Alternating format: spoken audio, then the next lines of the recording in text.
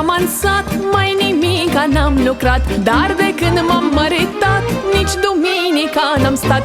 Eu pe deal cu caprele, iar soacra cu vârfele. Eu pe vale merg la fân, iar soacra așa de sub prun. Eu pe deal cu caprele, iar soacra cu vârfele. Eu pe vale merg la fân, iar soacra așa de sub prun. Ar lucra, numai nu poate. Eu-i intrat un junghi în spate.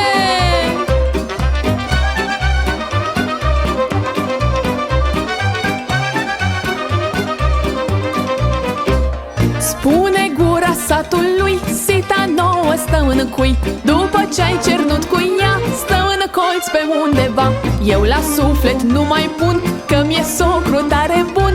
Seamănă cu tatăl meu, nu mi-a spus nimic de rău. Eu la suflet nu mai pun, că mi-e socru tare bun. Seamănă cu tatăl meu, nu mi-a spus nimic de rău. Socru meu mi-e ca un tată, îmi ia partea câteodată.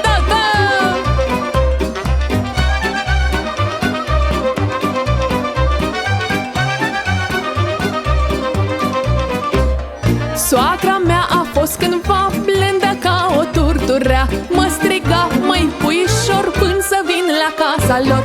Azi mă ceartă, dar eu tac, că nu-i fac mereu pe plac.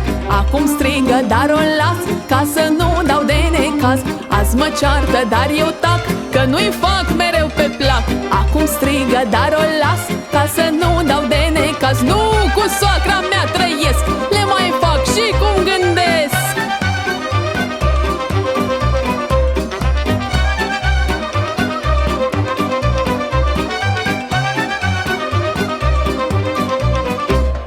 Soacră, soacră, junghiul tău vine de la Dumnezeu. Poate el s-a supărat, ai stat ca un prunc în pat.